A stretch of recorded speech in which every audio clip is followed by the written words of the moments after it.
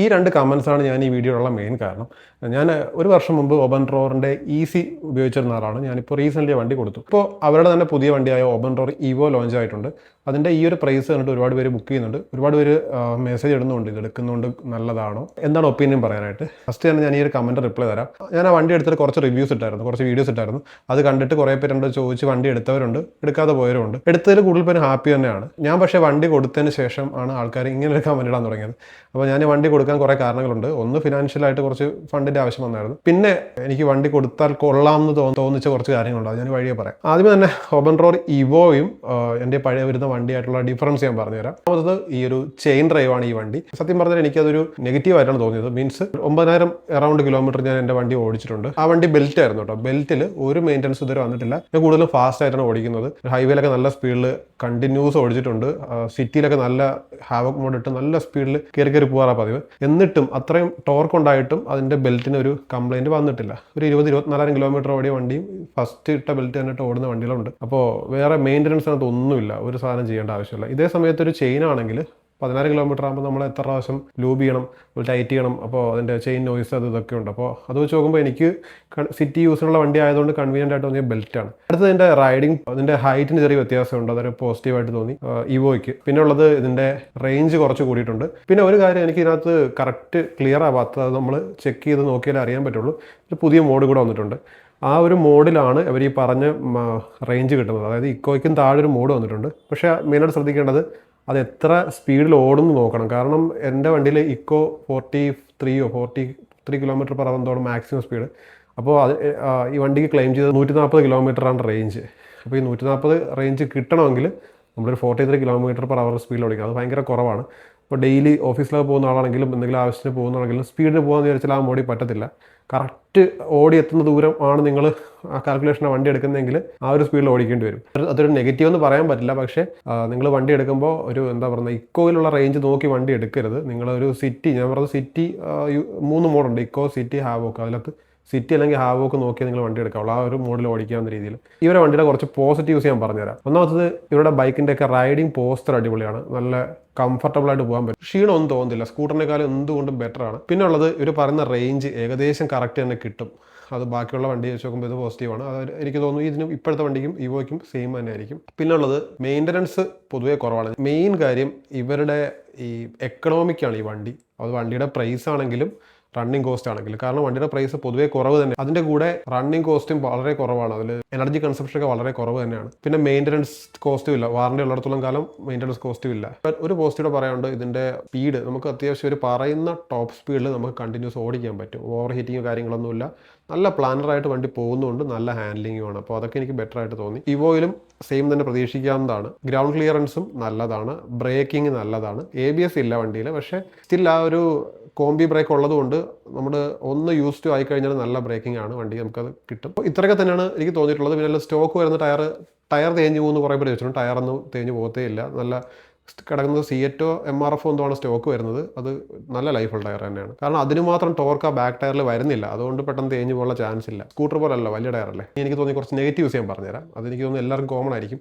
Service നെറ്റ്വർക്കാണ്. കാരണം ട്രിവാൻഡ്രം കഴിഞ്ഞാൽ പിന്നെ ആലപ്പുഴ, എറണാകുളം അങ്ങനെ ഗ്യാപ്പുണ്ട്. ഒരു 50 കിലോമീറ്റർ ഉള്ളിൽ നിങ്ങൾക്ക് സർവീസ് സെൻ്റർ ഉണ്ടെങ്കിലായിരിക്കും നല്ലത്. അതിലും കൂടുതലാണെങ്കിൽ നിങ്ങൾക്ക് ഇത് പോയി വരിക എന്നുള്ളത് കുറച്ച് പാടായിരിക്കും. സർവീസ് സെൻ്ററിൻ്റെ കാര്യം എടുത്ത് പറയാൻ ഒരു കാരണങ്ങളുണ്ട്, ഞാൻ പറഞ്ഞുതരാം. ഈ ഒരു നെഗറ്റീവായിട്ട് തോന്നിയെന്ന് വെച്ചാൽ പുതിയ ബാച്ച് വണ്ടി എടുക്കുന്നവർക്ക്, ഞാൻ ഈസി ഇറങ്ങിയ പുതിയ ബാച്ച് ഫസ്റ്റ് ബാച്ച് വണ്ടിയാണ് എടുത്തത്.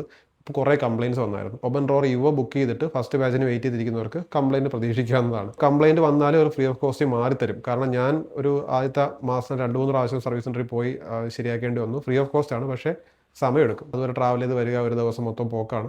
അപ്പോൾ അങ്ങനെ കുറച്ച് ചിലപ്പോൾ വണ്ടി അവിടെ വയ്ക്കേണ്ടി വരും. അപ്പോൾ അങ്ങനെയൊക്കെ ഉണ്ട്. എറണാകുളം സർവീസ് സെൻ്ററാണ് ഞാൻ ചെയ്തത്. എറണാകുളം സർവീസ് സെൻ്റർ അത്യാവശ്യം നല്ല സർവീസ് സെൻ്റർ തന്നെയാണ്, പെട്ടെന്ന് തന്നെ പണിയെല്ലാം ചെയ്ത് തരുന്നുണ്ട്. ബാക്കിയുള്ളിടത്ത് അത്ര നല്ല അഭിപ്രായം ഇല്ലാത്ത സർവീസ് സെൻറ്റേഴ്സും ഉണ്ട്. അത് ഞാൻ ലാസ്റ്റ് പറയാം. കംപ്ലൈൻ്റ് ആയിട്ട് വരുന്നത് വെച്ചാൽ, ഞാൻ എടുത്ത വണ്ടി ഈസിയാണ്. അപ്പോൾ ഈസി മോഡൽ എടുക്കാൻ നിൽക്കുന്നവർക്ക് ഇതിൻ്റെ ചാർജറിനെ കുറിച്ച് നിങ്ങൾ നോക്കിയിട്ട് എടുക്കാവുള്ളൂ. എത്രത്തോളം കംപ്ലയിൻസ് ഉണ്ടോ കാര്യങ്ങളൊക്കെ. മാത്രം 16 കിലോമീറ്റർ വരെ ഇതിൻ്റെ ചാർജറിന് വാറണ്ടി ഉള്ളൂ. അത് ഇവോയിൽ അങ്ങനെ തന്നെ ആണോ നോക്കണം. കാരണം 16 കിലോമീറ്റർ കഴിഞ്ഞാൽ ചാർജർ വാറണ്ടി ഇല്ല. അപ്പോൾ നമുക്ക് കുറച്ച് റിസ്ക് ആണ് അത് ശരിയാക്കി എടുക്കാന്നൊക്കെ പറഞ്ഞാൽ. പുറത്ത് കൊണ്ട് പണിയേണ്ടി വരും, അത്യാവശ്യം നല്ല കോസ്റ്റ്ലി ആണ്. എൻ്റെ വണ്ടിക്ക് ചാർജർ കംപ്ലയിൻറ്റ് വന്നായിരുന്നു. അപ്പോൾ അത് ശരിയാക്കി എടുക്കാൻ ഒരുപാട് സമയം എടുത്തു. പിന്നെ എൻ്റെ വേറൊരു ഫ്രണ്ട് ട്രിവാൻഡ്രം സർവീസ് സെൻ്ററിൽ ഇതേപോലെ ഒരു പ്രശ്നമായിട്ട് കൊണ്ട് ചെന്നപ്പോഴും ഇതേ ബുദ്ധിമുട്ട് പുള്ളിക്കാർ അനുഭവിച്ചു. കാരണം അവിടെ നിന്ന് കിട്ടിയതും റീഫർബിഷ് ആയിട്ടുള്ള ചാർജർ ആയിരുന്നു. അത് കറക്റ്റ് കിട്ടി, അന്ന് തന്നെ കംപ്ലയിൻ്റ് ആയി. പിന്നെ കൊണ്ട് കൊടുത്ത് അവിടെ കുറച്ച് പ്രശ്നങ്ങളായിട്ടാണ് പുതിയ ചാർജർ അവർ കൊടുത്തത്. അപ്പം നമ്മൾ അവരെ പോളിസി വെച്ച് പുതിയ തരാൻ പറ്റില്ല എന്ന് പറഞ്ഞു. പിന്നെ ഒരു പ്രശ്നം ആവാൻ ചാൻസ് ഉണ്ടെന്ന് തോന്നിയപ്പോഴാണ് അവർ പുതിയ ചാർജർ കൊടുത്തത്. അപ്പോൾ അതൊക്കെ അവരെ പോളിസി ഒന്ന് മെച്ചപ്പെടുത്തേണ്ടതാണ്. പിന്നെ RSA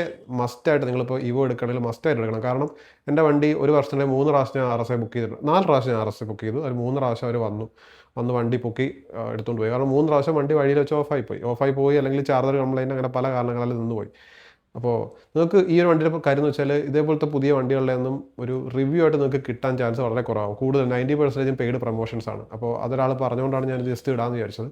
ഇതിൻ്റെ കൂടുതൽ വീഡിയോസ് കാണത്തില്ല, കാരണം ഞാൻ വണ്ടി ഓൾറെഡി കൊടുത്തു. പിന്നെ ഉള്ളത് ഇവരുടെ ബാറ്ററിക്ക് ഞാൻ കണ്ട ഒരു നെഗറ്റീവ് എന്ന് വെച്ചാൽ, നമ്മൾ കറക്റ്റായിട്ട് ചാർജിങ് കറക്റ്റ് അല്ലെങ്കിൽ ഇതിൻ്റെ ബാറ്ററി പെട്ടെന്ന് ബാലൻസ് നഷ്ടപ്പെട്ടിട്ട് സെല്ല് ഡാമേജ് ആവുക, അങ്ങനെ കുറച്ച് കാര്യങ്ങൾ. അവരെ ബാറ്ററി ബാക്കപ്പ് ഇല്ലാതെ വരിക, അങ്ങനെ ബാറ്ററി റീപ്ലേസ് ചെയ്യേണ്ട അവസ്ഥയിലേക്ക് പോകാറുണ്ട്. ഒരുപാട് വണ്ടികളിൽ അങ്ങനെ കണ്ടിട്ടുണ്ട്. ചാർജിങ് നിങ്ങൾ നല്ലൊരു ശ്രദ്ധിക്കേണ്ടിയിരിക്കുന്നു. അത് എക്സ്റ്റൻഷൻ വെച്ച് ചാർജ് ചെയ്യുകയാണെങ്കിൽ, എക്സ്റ്റൻഷൻ ഇല്ലാതെ ചാർജ് ചെയ്യാൻ പറ്റുക അത്രയും നല്ലത്. എക്സ്റ്റൻഷൻ ചെയ്യുകയാണെങ്കിൽ തന്നെ അത്രയും നല്ല ക്വാളിറ്റി സാധനം മാത്രം നിങ്ങൾ ചെയ്യുക, അല്ലെങ്കിൽ പെട്ടെന്ന് തന്നെ ബാറ്ററി കംപ്ലയിൻറ്റ് വരും ഈ വണ്ടിക്ക്.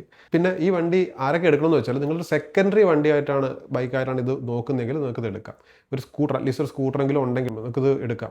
ഫോർ എക്സാമ്പിൾ കോളേജിൽ പോകാനോ വർക്കിന് പോകാനോ ഡെലിവറിക്ക് പോകാനോ അങ്ങനെ എന്തിനെങ്കിലുമൊക്കെ ആയിട്ട് മാത്രമാണ് ഈ വണ്ടി എടുക്കുന്നതെങ്കിൽ ഓക്കെയാണ്. സെക്കൻഡറി വണ്ടി കൂടെ വേണം. അല്ലാതെ നിങ്ങൾ ഈ വണ്ടി മാത്രം ആശ്രയിച്ച് നിൽക്കുകയാണെങ്കിൽ ഞാൻ അത്രത്തോളം റെക്കമെൻഡ് ചെയ്യത്തില്ല. കാരണം നിങ്ങളുടെ സമയം കുറേ അങ്ങ് പോയി കിട്ടും. ചിലപ്പോൾ നിങ്ങളുടെ ജോബിൽ ഇത് ബാധിക്കാം. അങ്ങനെ കുറച്ച് കാര്യങ്ങളുണ്ട്. ഈ ആരൊക്കെ ഈ വണ്ടി എടുക്കേണ്ടെന്ന് ഞാൻ പറഞ്ഞുതരാം. നിങ്ങൾക്ക് വണ്ടി EV എടുത്ത് ബൈക്ക് കംഫർട്ടബിൾ ആയിട്ട് ലോങ് പോകാൻ പ്ലാൻ ഉണ്ടെങ്കിൽ ഈ വണ്ടി എടുക്കരുത്. കാരണം ഞാൻ ഇത് ഓൾറെഡി ഒരു ഷോർട്സ് ചെയ്തിട്ടുണ്ടായിരുന്നു. അപ്പോൾ കുറേ പേര് കമൻറ്റ് ചെയ്തെന്ന് വെച്ചാൽ ഇത്ര കിലോമീറ്റർ ഉള്ളിൽ ഈ വണ്ടി പോകും, അത് കഴിഞ്ഞ് ഇത്ര മണിക്കൂറിൻ്റെ ചാർജ് ആവും, അങ്ങനെ പ്ലാൻ ചെയ്യും. ഇപ്പോൾ ഏതെങ്കിലുമൊക്കെ പോകുന്ന ആൾക്കാരൊക്കെ ഉണ്ടെന്നാണ് പറഞ്ഞത്. ഇവർക്കൊന്ന് ഈ ലോങ് പോകാമെന്ന് വെച്ചാൽ എന്താണെന്ന് മനസ്സിലാവാത്തതാണ്. നിങ്ങൾ ഈ ഹിമാലയനോ അല്ലെങ്കിൽ അഡ്വഞ്ചർ 390യുടെയോ അല്ലെങ്കിൽ പൾസറിൻ്റെ ഗ്രൂപ്പ് ചോദിച്ചാൽ നിങ്ങൾ ലോങ് ഒക്കെ പോകുമ്പോൾ എത്ര നേരമാണ് നിങ്ങൾ കണ്ടിന്യൂസ് ഒരു വണ്ടി ഓടിക്കുന്നതെന്നും എത്ര നേരം ഇടയ്ക്ക് ഗ്യാപ്പ് ഇടുന്നതെന്നും ഒരു ദിവസം എത്ര കിലോമീറ്റർ ഓടും എന്നൊന്ന് ചോദിച്ചു നോക്കുക. ഞാൻ അതാണ് ലോങ് പോകാനേ ഉദ്ദേശിച്ചത്. അല്ല നമ്മളൊരു 90 കിലോമീറ്റർ പോയിട്ട് 1 മണിക്കൂർ ചാർജ് ചെയ്യുക, വീണ്ടും 90 കിലോമീറ്റർ അടുത്ത ചാർജ് സ്റ്റേഷനോട് പോവുക, ചാർജ് ചെയ്യുക, അതിനല്ല ലോങ് എന്ന് പറഞ്ഞത്.